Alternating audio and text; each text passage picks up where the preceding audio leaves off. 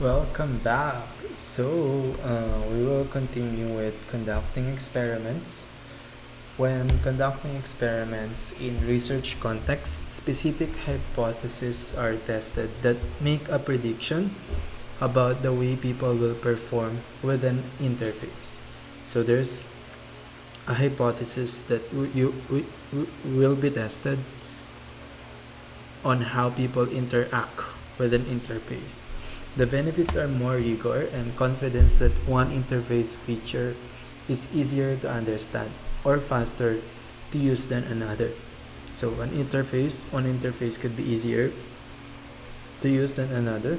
An example of a hypothesis is that context menus, that is menus that provide options related to the context determined by the user's previous choices, are easier to select from as compared to cascading menus. Hypotheses are based on a theory such as Fitts' law or previous research findings.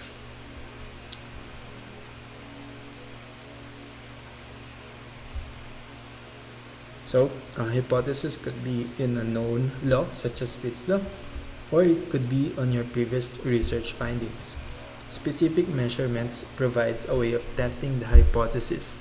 In the example mentioned earlier, the ease of selecting menu option could be compared by measuring the amount of time taken by participants when selecting from each menu type. Counting the number of errors made would indicate the accuracy of selection. Hypothesis testing. Typically, a hypothesis involves examining a relationship between two things called variables. Variables can be independent or dependent. An independent variable is what the researcher manipulates, that is, selects, and in the previous example, it is the different menu types. The other variable is called dependent variable, and in our example, this is the time taken to select an option. It is the measure of user performance, and if our hypothesis is correct, will vary depending on the different types of menus. When setting up a hypothesis to test the effect of independent variables on the dependent variable, it is normal to derive a null hypothesis and an alternative one. So a null hypothesis are the hypothesis we're testing it against. So if our hypothesis fails, the null hypothesis are the true. So the null hypothesis in our example would state that there is no difference in the time it takes participants to find items. That is the selection time between context and cascading menus. Kind of like saying that the people are innocent unless proven guilty. So that's kind of like the null hypothesis. So unless you prove that otherwise, then the opposite are true.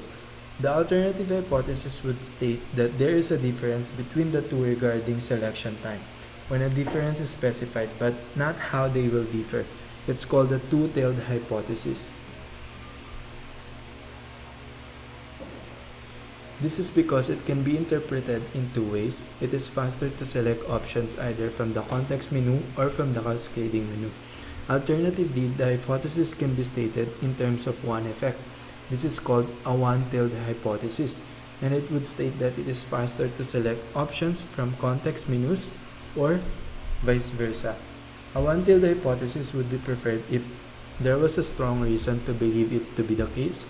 A two-tailed hypothesis would be chosen if there was no reason or theory that could be used to support the case, that the predicted effect would go one way or the other. You might ask why you need a null hypothesis, since it seems to be the opposite of the experiment wants to find out. It is put forward so that the data can reject a statement without necessarily supporting the opposite statement.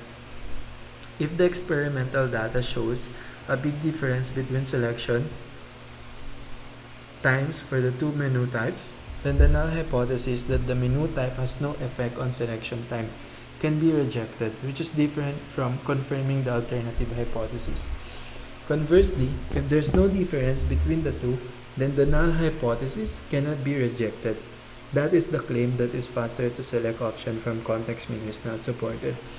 To test hypothesis, the researcher has to set up the conditions and find ways to keep other variables constant to prevent them from influencing the findings. This is called experimental design. So, experimental design is basically manipulating some condition and finding ways to keep other variables constant, because the more you change the variable, or more variable, it is more complex to decide the relationship of these two variables. You might ask why you need a null hypothesis, since it seems to be the opposite of what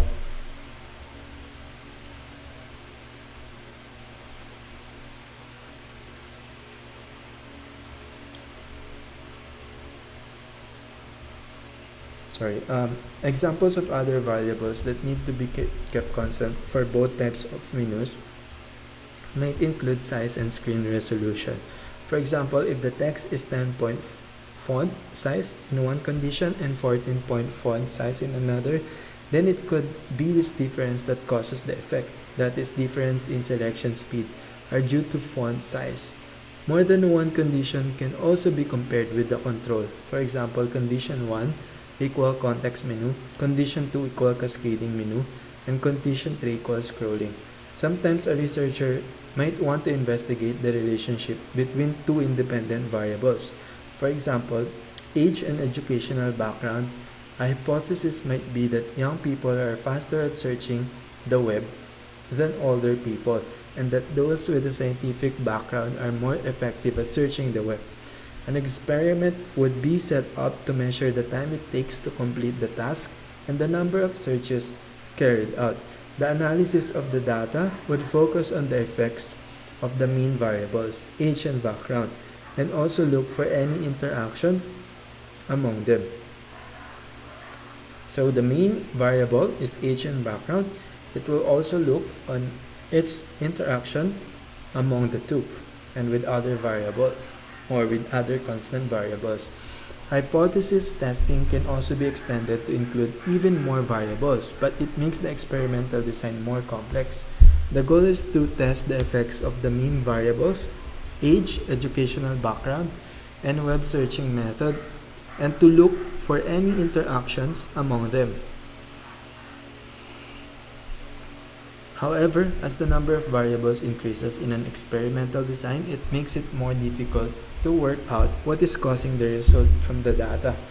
Experimental design, for example, having learned about the way the heart works by watching a YouTube video, if one group of participants was exposed to the same learning material via another medium, for instance virtual reality, and another group of participants was not, the participant who had the additional exposure to the material would have an unfair advantage. A concern in experimental design is to determine which participants to involve for which conditions in an experiment. The experience of participating in one condition will affect the performance of those participants if asked to participate in another condition. A concern in experimental design is to determine which participants to involve for which conditions in an experiment. The experience of participating in one condition will affect the performance of those participants if asked to participate in another condition. So the previous experience of the participants, it matters because those will determine the difference in experiments. So remember, like different users have different experiences. So the names given for different designs are different participant design, same participant design, and matched pairs design. In different participant design, a single group of participants is allocated randomly to each experimental condition so that different participants perform in different conditions. So in different participant design, you're looking at a different participants perform in different conditions.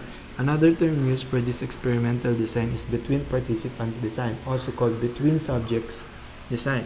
An advantage is that there are no ordering or training effects caused by the influence of participants' experience on one set of tasks. to their performance of the next set, as each participant only ever performs under one condition. A disadvantage is that large numbers of participants are needed so that the effect of any individual difference among participants, such as differences in experience and expertise, is minimized. So the advantage is that there's no ordering effects, and that the influence of participants' experience on one set of thanks to their performance on the next set. So only the participant only ever performs under one condition. Disadvantage is that large participants are needed so that effect of any individual difference among participants and expertise is minimized. So randomly allocating the participants and pre-testing to identify any participants that differ strongly from the others can help. So identifying the difference between these participants helps. In the same participant design, also called within participant design or same subject design, all participants perform all conditions so that only half the number of participants is needed. So they perform all the conditions, so you don't need as much as different participant design. The main reason for this design is to lessen the impact of individual differences and to see how performance varies across conditions for each participant. It is important to ensure that the order in which participants perform tasks for this setup does not bias the result. So the order or the sequence, you need to make sure that it does not bias the result, because the difference are also depends on the background of the previous participants. For example, if there are two tasks A and B, half the participants should do task A followed by task B, and other half should do task B followed by task A. This is known as counterbalancing. Counterbalancing neutralizes possible unfair effects of learning from the first task, known as ordered effect. In matched participant design, also known as pairwise design, participants are matched in pairs based on certain user characteristics such as expertise and gender.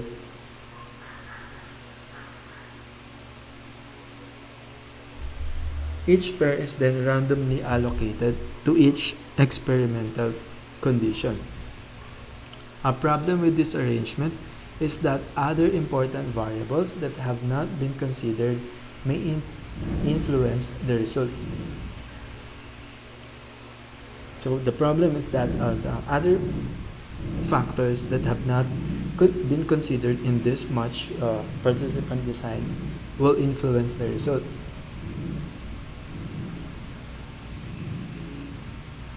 But so these are participants that was matched in pairs based on certain user characteristics such as gender. For example, experience in using the web could influence the result of tests to evaluate the navigability of a website. So people that have experience on the web will be better at doing it, because the more we repeat something, the better the better we become at it.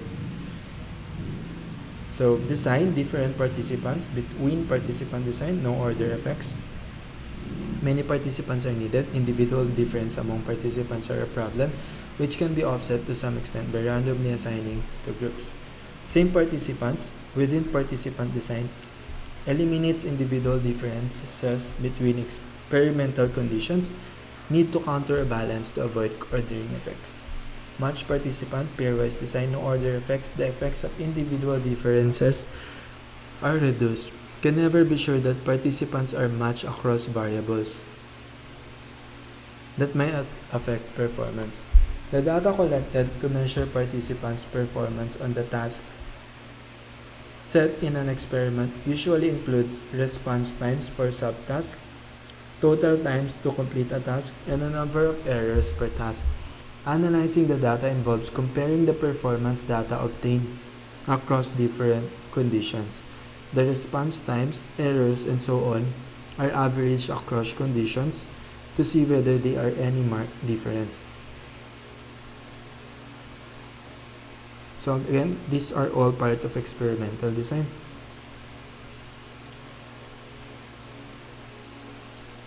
So the data collected in this experiment usually include response times for subtypes. subtasks, total times to complete the task, and a number of errors per task. Analyzing the data involves comparing the performance data obtained across different conditions. The response times, errors, and so on are averaged across conditions to see whether there are any marked difference. So you're averaging across condition to see if there's any difference.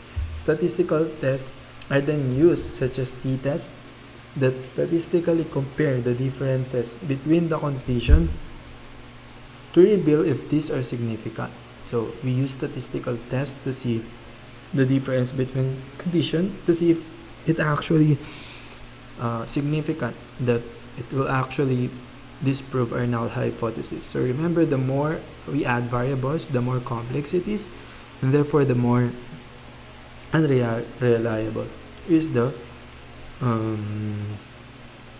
experiments.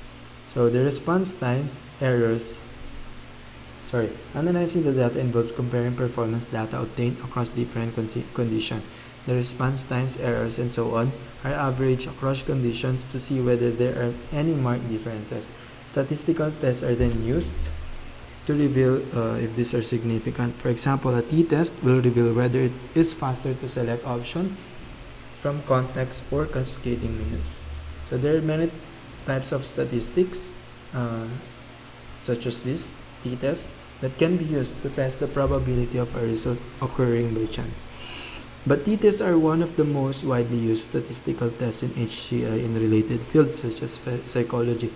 The scores, for example, time taken for each participant to select items from menu in each condition, that is context and cascading menus, are used to compute the mean, means x, and standard deviations as this. The standard deviation is a statistical measure of the spread or variability around the mean. If they are significantly different from each other, we can reject the null hypothesis. A typical t-test result that compared menu selection times for two groups with 9 and 12 participants each might be as follows.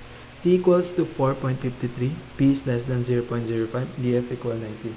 This is a complex concept that we will not explain here, other than to mention how it's derived and that it's always written as part of the result of a t-test. The DF values are calculated by summing the number of participants in one condition minus 1 and the number of participants in the other condition minus 1. So when P 0.05, it means that the effect of found is probably not due to chance, and that there is only a 5% possibility that it could be by chance. In other words, there most likely is a difference between the two conditions.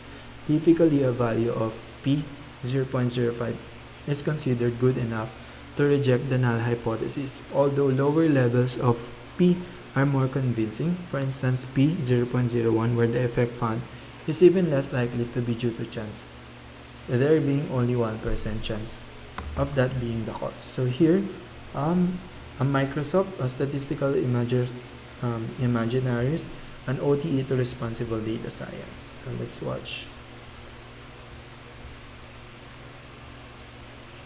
So it's a 1 hour video, so I don't think we will gonna finish this. Let's just watch some of this. I truly hope you've enjoyed today's sessions and tracks. To close out day one, I'd like to introduce Dana Boyd, founder of Data and Society and partner researcher here at Microsoft. Dana's work is focused on addressing social and cultural inequities by understanding the relationships between technology and society. This is such an important area of research. We have opportunity to better leverage data to achieve beneficial outcomes in society, but as with any technology, we need to balance opportunities and risks. In this afternoon's plenary session, Dana will discuss the role of data in decision-making, issues of data legitimacy and security, and the role of uncertainty. She'll then close with a conversation with her colleague John Bowe about the use of new technologies in the U.S. Census. And now, Dana Boyd. 331,449,281. According to the U.S. Census Bureau, this is the total residential population of the United States as of April 1, 2020. That number is also a form of data theater. Statistics in their original form is the state science, statistics. The original name, by the way, was political arithmetic. Today, we distinguish state statistics by calling them official, but they are data in the oldest sense. The Latin root of data comes from the notion of the givens. The state is producing statistics that are then given to the public as data, and those givens are treated as facts. When statistics are understood as facts, the public expects exact knowledge, precision. A census is supposed to be an enumeration of the public account of all people. The Census Bureau produces numbers as facts, knowing full well that such a number is only the best number that they can produce given the procedures they use. But just because the process worked does not mean that the result is as exact as that number implies. The Census Bureau could tell the public that the total population is 331 million and a half. Rounding and communicating a certain level of uncertainty. They could also offer up a number with digits after the decimal point, conveying that there are models underlying data, but they did They produce precision because precision signals authority, because precision is a norm and an expectation, because there is pressure to be precise. Now, you might not think that the census is interesting or relevant to what you do, but if you care about data of any form, the census matters. Censuses are the backbone of countless data-making practices. Any data that is nationally representative is pegged to a country's census. If you've ever paid attention to a country's GDP, employment rates, or housing, that country's census data are inevitably inside. If you track COVID rates or vaccine information around the globe, once again, census data is likely at the root of that information. Statistical agencies are charged with producing official statistics for use in public policy decisions and research. In the United States, census data are used to apportion political representatives and distribute funding. In other words, censuses are explicitly and constitutionally democracy's data infrastructure. But even when political representation is not directly tethered to census data, such data are highly political and deeply contested around the world. This is true in many countries where knowing information about the population is as much about politics as it is about accounting. And it's precisely what drove the United Nations to create a statistical commission in 1947 to formalize international standards in official statistics, to help promote professionalization of national statistics in order to help statistical agencies resist political interference. But the professionalization of national statistics also created an important question. What are statistics when they can no longer be political arithmetic? And what do all who are invested in data imagine statistics to be? Now, in most technical communities, it's easy to think of statistics as objective, scientific, mathematical work. The ideal objective information exists because decision makers find comfort shifting responsibility onto data. It's allowed people to sort of avoid the politics of data and the politics of decision making simultaneously to pretend as if the involvement of data will make things neutral. But this is dangerous thinking, and this is how data become weaponized. But objective frames also obscure the deeply political origins of many techniques we now take for granted. By the way, data scientists, next time you do a regression, remember that technique was developed by the same man who invented eugenics. His interest in this technique and the naming of this term was not mine. For all of those dubious roots of many methods and practices in statistics, the development of mathematical statistics also opened up a deeper appreciation for how we can understand the limits and biases of any analysis. For example, in the 1910s, a group of black clerks at the U.S. Census Bureau began calculating the undercount of black people in earlier censuses. This opened up new possibilities for remedying operational procedures that produced the differential undercounts that were calculated. As statistical techniques became more advanced, scientists also began imagining how mathematical interventions could repair weaknesses in data. Throughout the 20th century, as the field of statistics became professionalized, more and more government agencies began imagining how scientific advances could benefit their mission. Recognizing the possibility of producing higher quality statistics, government agencies began deploying scientific advances to improve the quality of the data. But in the U.S. case, this work was often met with significant political resistance. For example, the Census Bureau introduced sampling to reduce the burden on respondents asked to answer numerous detailed questions. But in 1957, Congress barred the Census Bureau from using sampling in key data products. Recognizing the significance of missing people in the count, the census began leveraging data from other sources and building models to fill in gaps in data using a technique known as imputation. This too was challenged in court when the state of Utah argued that the census had no right to impute data, both because sampling was statutorily forbidden and because imputation would violate constitutional requirements of actual enumeration. Now, this was politically framed as fake data or junk science. The Supreme Court rejected this claim, arguing that imputation was not a statistical method, but a technique that improved the count. Yet, in making this claim, the High Court also became an arbiter of statistical methods. Statistical agencies are required to produce high-quality statistical knowledge. But who decides what constitutes statistical knowledge? Those who are invested in modern statistics and advanced science presume that the goal of a statistical agency is to create mathematically valid statistical knowledge, that the output of a census should be the best approximate quantitative depiction of the country as possible. But not everyone sees the concept of statistics in this light. For those who envision a census as a count of all the people, data in a census that does not directly reflect a person is very suspect. From that vantage point, the work of a census bureau is to focus on the act of counting, and then reporting what is counted. The goal is the best count, not ideal data. This distinction, as we will see, can quickly become extraordinarily messy.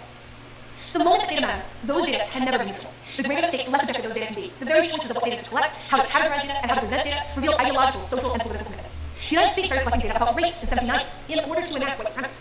But the U.S. still collects data about race because of laws passed during the 1960s civil rights era in an attempt to reclaim census data and use that data as a cornerstone of anti-discrimination and voting rights laws. When institutions collect data, there are politics to what data are collected, and there are also politics to what data are not collected. France, for example, outlawed its census from collecting data about race and ethnic origin in 1978. They outlawed the collection of data about religion back in 1872. This is viewed by opponents as crucial to managing a race-blind secular society. But critics argue that their failure to collect this data means that France is ill-equipped to grapple with its own inequities and racism. Of course, at least France still does a census, even if it tries to cease it. Lebanon, apparently, last did its census in 1932. Back then, they found that roughly half the population was Christian and half Muslim, split evenly among Sunni and Shia. Lebanese politicians have repeatedly rejected proposals to conduct another census, frankly because knowing how the population has changed presents significant political risks. Many countries have laws that depend on the existence of data, but that doesn't guarantee that the data will exist. In the US, there's a lot of remote data, but one might think that if the Constitution requires data, that the US will collect that data. This is not true. After the Civil War, the U.S. passed a constitutional amendment abolishing slavery. 3 years later, the U.S. amended the Constitution again to ensure that people who were born in the United States are citizens and to eradicate most egregiously racist laws in the U.S. Constitution by ending the practice of treating enslaved peoples as 3/5 of a person. But there's a third data-centric clause in that 14th Amendment that no one ever remembers. It says that should any state prevent a male over the age of 21 from voting unless convicted of a crime, the federal government is supposed to subtract the equivalent number from the total population of that state, thus weakening their political apportionment. This constitutional amendment presumed that the government could and would collect the necessary data. But in response, Congress has not permitted a census to ask who has been denied the right to vote since 1870. This is an act of purposeful ignorance. Statistics help us know different aspects of our nation, but what we are able to ask about depends on a range of political, ideological, and economic commitments. We have seen this issue on full display recently, as countries struggle to collect and produce data about the COVID-19 pandemic. But the politics around data aren't just about what data are or are not collected. Political forces also shape our ability to talk responsibly about the limits of the data.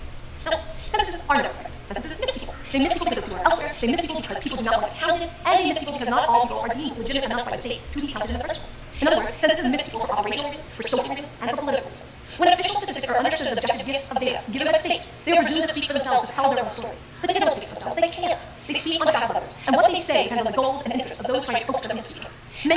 use data to justify their decisions. The objective gleaning of data gives decision makers comfort. Yet when policymakers or executives leverage data to justify their actions, they want data to stay on message. And for data to stay on message, data must communicate precisely and with confidence. Such data cannot reveal their own works or limitations, raise questions, or offer alternative interpretations. Data must not be seen as weak, for data that are used weak threaten the legitimacy of statistical work.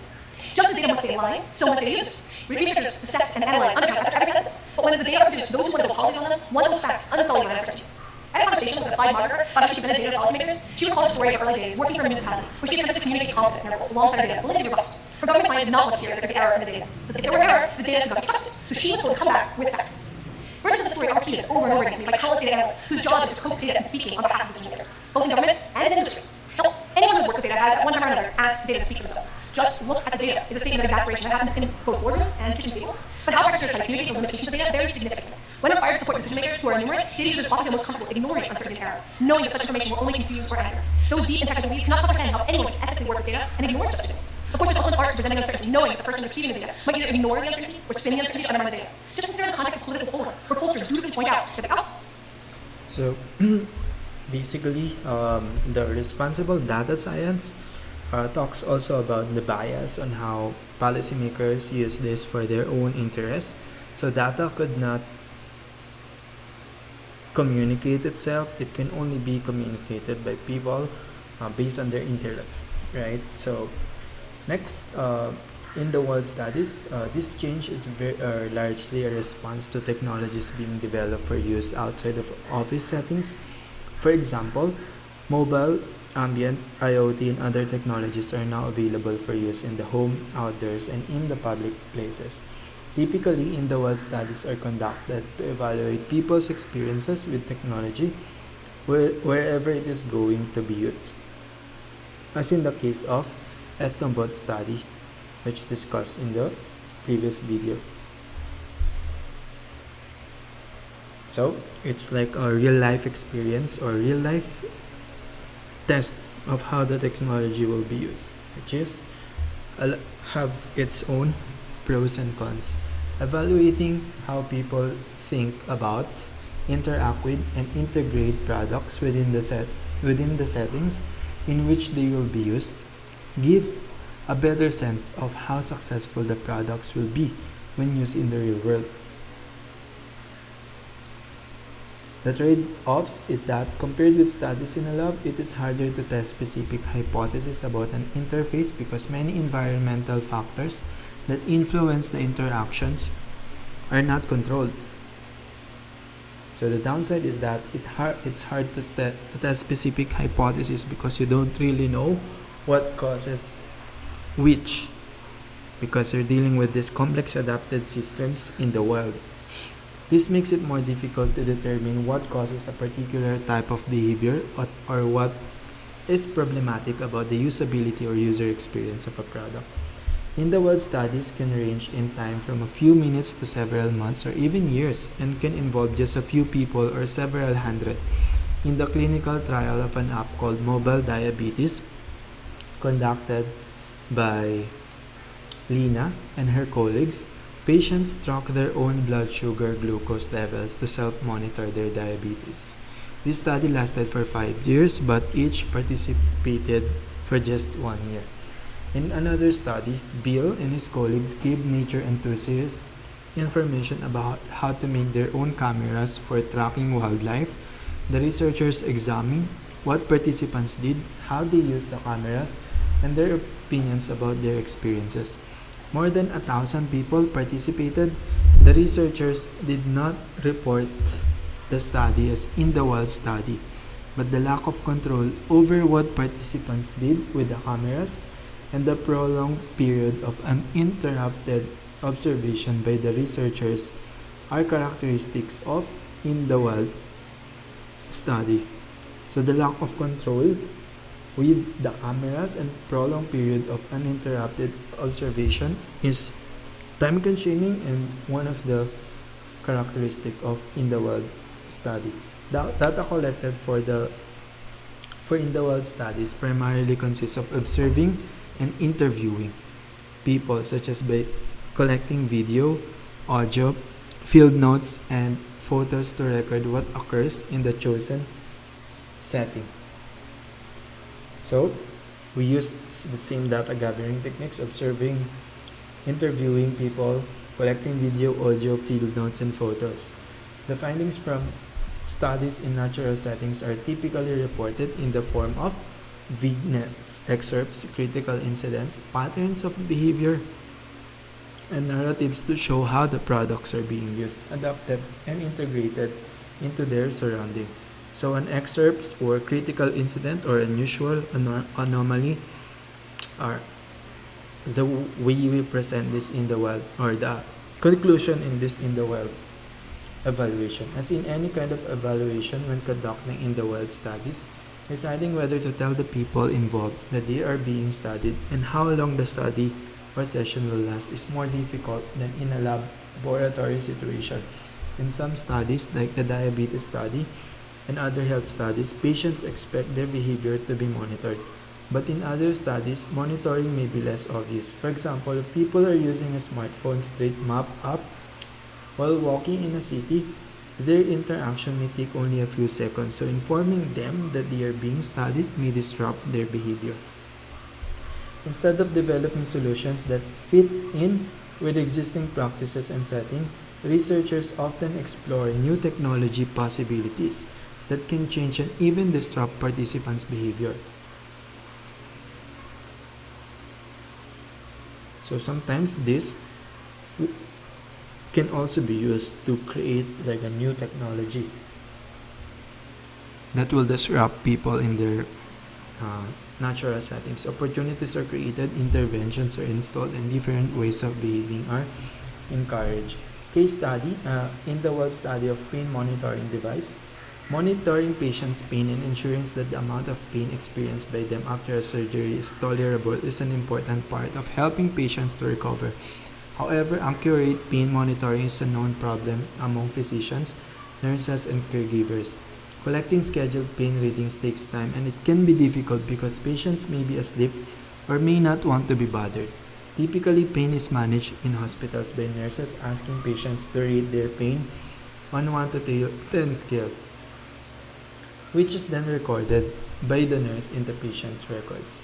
Before launching the study, Blaine and his colleagues had in 2018 had spent a considerable amount of time observing patients in hospitals and talking with nurses. They had also carried out usability tests to ensure that the design of PainPad, a pain monitoring tangible device for patients to report their pain levels, was functioning properly. For example, they checked the usability of the display and appropriateness of the case covering the device for use in a hospital environment and whether LED display was working and was readable. In other words, they ensured that they had a well-functioning prototype for the study that they planned to carry out. The researchers were interested in many aspects related to how patients interacted with PainPad, particularly how robust and easy it was to use in the hospital environments. They also wanted to see whether the patients rated their pain every 2 hours as they were asked to do, and how patients' rating used PainPad compared with the ratings that the nurses collected. They wanted to look for insights about the preferences and needs of the older patients who use PainPad, and for design insights around visibility, customizability, ease of operations, and the contextual factors that affected its usability in hospital environments. Data collection and participants. Two studies were conducted that involved 54 people, 31 in one study and 23 in another. Data screening excluded participants who did not provide data using PainPad or for whom the nurses did not collect data that could be compared with the PainPad data. Because of the confidential nature of the study, ethical considerations were carefully applied to ensure that the data was stored securely and that the patient's privacy was assured. 13 of the patients were male and 41 were female. They ranged in age from 32 to 88 years old, with mean and median age of 64.6 and 64.5. The time they spent in hospital ranged from 1 to 7 days, with an average stay of 2 to 3 days. After returning from surgery, the patients were each given a PainPad that stayed by the side of their bed. Patients were encouraged to use it at their earliest Convenience. The pain pad was programmed to prompt the patients to report their pain levels every 2 hours. This 2-hour interval was based on the hospital's desired clinical target for collecting pain data. Each time a pain rating was due, alternating red and green lights flash on the pain pad for up to 5 minutes, and an audio notification of each few seconds sounded. The patient's pain was automatically timestamped by the pain pad and stored in a secure database. In addition to the pain scores collected using pain pad, the nurses collected verbal pain scores from the patients every 2 hours. These scores were entered into the patient's charts and later entered into a database by a senior staff nurse and made available to the researchers for comparison with the pain pad data. When the patients were ready to leave the second hospital mentions, they were given a short questionnaire that asked whether pain pad was easy to use, how often they made mistakes using it, and whether they noticed the flashing light and sound notifications. They were also asked to rate how satisfied they were with pain pad on a 1 to 5 Likert rating scale, and to make any other comments that they wanted to share about their experience in a free text field. Data analysis and presentation. 3 types of data analysis were used by the researchers. They examined how satisfied the patients were with pain pad based on the questionnaire responses, how the patients compiled with the bi-hourly request to rate their pain on pain pad, and how the data collected with pain pad compared with the data collected by the nurses. 19 fully completed patient satisfaction questionnaires were collected that indicated that pain pad was well received and easy to use. Mean rating 4.63 on a scale 1 to 5, where 5 was the highest rating, and that it was easy to remember to use it. 16 of the respondents commented that they never made an error entering their pain ratings. The aesthetics of pain pad were rated as good, and participants were mostly satisfied with it. Responses to the flashing lights to draw patients' attention to pain pad were polarized. Most patients noticed the lights most of the time, while others noticed the lights only sometimes, and 3 patients said they did not notice them at all. The effectiveness of the sound alert received a middle rating. Some patients thought it was too loud and annoying, and others thought it was too soft. More nuanced reactions and ideas were collected from the free text response box on the questionnaires. For example, one patient wrote, "I think it's useful for monitoring the pattern of pain over the day, which can be changeable." Another patient commented, "A day-to-day chart might be helpful." Some patients who had limited dexterity or other challenges reported how their ability to use pain pad was compromised because pain pad was sometimes hard to reach or to hear. For example, they accepted all of the time scores that were submitted 15 minutes and before and 15 minutes after the bi-hourly time scheduled for reporting time scores. The analysis showed that pain pad scores indicated strong compliance with the 2-hour schedule done with scores collected by the nurses. 2 kinds of data were collected. Pain data was logged on pain pad and recorded independently by the nurses every 2 hours. This data enabled the researchers to compare the pain data recorded using pain pad with the data collected by the nurses. A patient satisfaction questionnaire was also given to some of the patients. The patient answered questions by selecting a rating from a Likert scale. The patients were also invited to give comments and suggestions in a free text. These comments helped the researchers get more nuanced view of the patient's needs, likes, and dislikes. For example, they learned that some patients were hampered from taking full advantage of pain pad because other problems such as poor hearing and restricted movement. Long-term studies. Schneiderman long-term evaluation studies typically started with an initial interview in which the researchers checked that the participant has a problem to work on, a variable data, and a schedule for completion.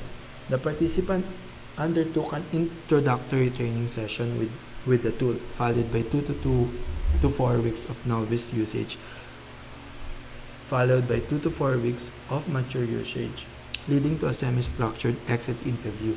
More data such as daily diaries, automated logs of usage, structured questionnaires, and interviews can also be collected to provide a multi-dimensional understanding of the weaknesses and strengths of the tool.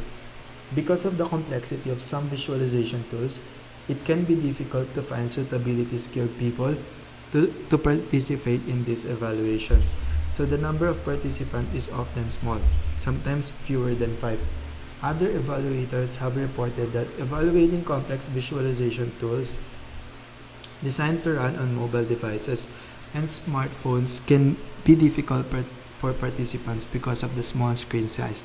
So participants may need extra time to familiarize themselves with the product before the evaluation study begins, which extends the overall study time. So in this case, the participant needs some familiarity, so it extends the study time because of the complexity of the visualization tool. So here, we're talking about how to conduct a long-term studies or evaluation. So sometimes we also need to make the user or participant familiar with the product, and also we also use a different or host of different a different kind of data gathering tools. So how many participants are needed when carrying out evaluation study? Nielsen subsequently commented that if you want a single number, the answer is simple: test 5 users in a usability study. Testing with 5 people lets you find almost as many usability problems as you'd find using more test participants. Others say that as soon as the same kinds of problems start being revealed and there's nothing new, it's time to stop. Experiments. Knowing how many participants are needed in an experiment depend on the type of experimental design, the number of dependent variables being examined, and the kinds of statistical tests that will be used.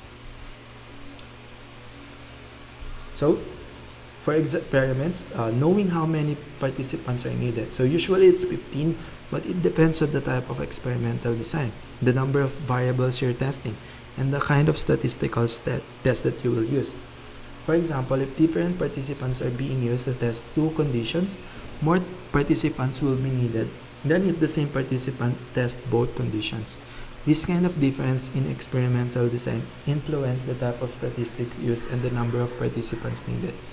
Therefore, consulting with a statistician or referring to books and articles such as those by Kane and Kearns is advisable. 15 participants are suggested as the minimum for many experiments. In the world studies, the number of participants in the world studies will vary depending on what is of interest. Maybe family at home, software team in an engineering firm, children in playground, a whole community in a living lab, or even tens of thousands of people online.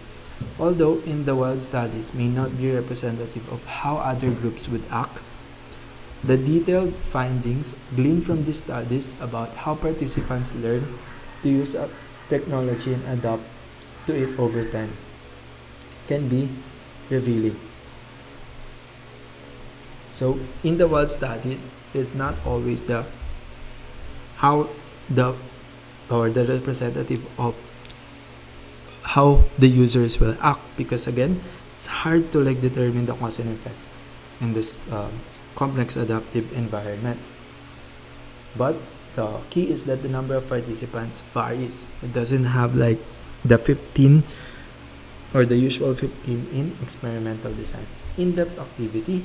This in-depth activity continues to work on the online booking facility introduced at the end of the chapter 11, discovering requirements, and continued in design, prototyping, and construction, using any of the prototypes that you have developed to represent the basic structure of your product. Follow these instructions to evaluate it. Based on your knowledge of the requirements for this application, develop a standard task. For instance, booking 2 seats for a particular performance. Consider the relationship between yourself and the participants. Do you need to use an informed consent form? If so, prepare a suitable informed consent form. Justify your decision and the contents of the form. So, based on the requirements that we have, we need to develop a standard task. For instance, booking 2 seats for a particular performance. So, we're testing some performance months based on the requirements. Select 3 typical participants who can be friends or colleagues and ask them to do the task using your prototype. Note the problem that each participant encounters. If possible, time how long they take to complete the task. So you need to measure it using timer and based on the task that you're trying to achieve. If you happen to have a camera or a smartphone with a camera, you could film each participant. Since the application is not actually implemented, you cannot study it in a typical settings of use. However, imagine that you are planning a controlled usability study and in the world study in a natural setting. How would you do it? What kinds of things you would need to take into account? What sort of data would you collect and how would you analyze it? So the application is not actually implemented. You cannot study it in the wild because it was not created yet. However, imagine that you're planning a controlled usability. So control does not need for you to have a working application. How would you do it? What kinds of things you would need to take into account? So what are the things that you need to take into the account? What condition are you testing? What sort of data would you collect? And how would you analyze it? How would you present it? What are the main benefits and problems with doing a controlled study versus studying this prototype in the wild? So what are the benefits, the pros and cons? Summary, a study of the iPad when it first came out was presented as an example of usability testing. A second case study focused on the strategies needed to remotely evaluate products with experts using VR.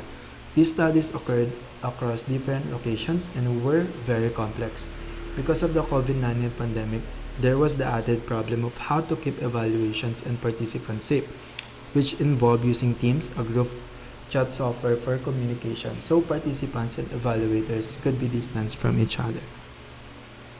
Key differences between usability testing and in-the-wild studies include the location of the study. Usability lab or makeshift usability lab, living lab or online distributed remote, research lab or natural in-the-wild situation, and how much control is imposed by evaluators and researchers. So the key difference between usability testing and in the wild include the location of the study. So usability lab or makeshift usability lab, living lab is different from in the wild. And how much control is imposed by the evaluators and researchers. So later we will discuss how do we actually decide how much control people or facilitator would have in this controlled environments. At one end of the spectrum are experiments and laboratory testing, and at the other are in-the-wild studies. Most studies use a combination of different methods, and designers often have to adapt their methods to cope with unusual new circumstances created when evaluating new design concept, device, or app. Key points: usability testing usually takes place in usability labs or temporary makeshift labs. This lab enable designers and researchers to control the test setting. Versions of usability testing are also conducted remotely, online, and in the living labs. So there's other version of usability testing that could be conducted remotely or in the living labs. So usability testing are done in controlled environment, not in uncontrolled, which is in the wild. Usability testing focus on performance measures such as how long and how many errors are made when completing a set of predefined tasks. Direct and indirect observation, video and keystroke logging is conducted and supplemented by participant satisfaction questionnaires and interviews. So, a direct and indirect observation, which we discussed in the previous video, are supplemented by questions after the test. And usability testing focuses on measures, how long, what type of task, and how many errors when completing a predefined task. Mobile and remote testing systems have been developed that are more portable and affordable than usability labs. Many contain mobile eye tracking and face recognition systems and other devices, some of which are available in off-the-shelf laptop computers. Many companies continue to use usability labs because they provide a venue for the whole team to come together to observe and discuss how participants are responding to the system being developed.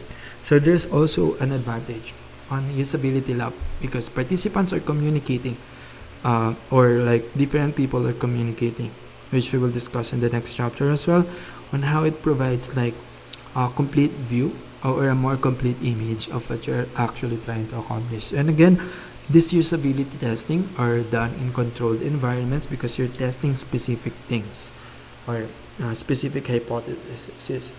But a lot of like the innovation or hardware upgrades or like hardware, the hardware are becoming cheaper, so it's now cheaper to do this test. You can even do it using your laptop camera. Remote usability testing has increased during the last 10 years, especially during the pandemic, stimulated by the need to protect the safety of evaluators and participants. At the same time, there have been improvements in technology and recording and communication systems. While remote testing tends to be less expensive than laboratory testing, developing relationships with participants may be more difficult. In addition, body language, especially facial expressions, which are an important data source, may be harder to discern. So the remote testing may be less expensive, but it's hard to discern body language and especially expressions, which is an important data source and may be harder to discern. So it's like what we've discussed in the social interaction video. In remote testing, there may also be issues concerning what can be tested. For example, an app can be downloaded by participants, whereas a device will need to be shipped to them. Experiment seeks to test a hypothesis by manipulating certain variables while keeping others constant. The researcher controls independent variables to measure dependent variables. In the world, studies are carried out in natural settings. They seek to discover how people interact with a given technology in the real world. Sometimes the findings of an in-the-world studies are unexpected, especially if the goal is to explore how a novel technology is being used by participants in their own homes, places of work and leisure, and outside. So in-the-world studies are also being used for developing innovative solutions because there's a lot of unexpected data or unstructured data. Again guys, thank you for watching, and next we will we will discuss the last part of this topic, which is analyzing this evaluation. So we will dig more detail with how to analyze this data. Thank you guys, and see you on the next video.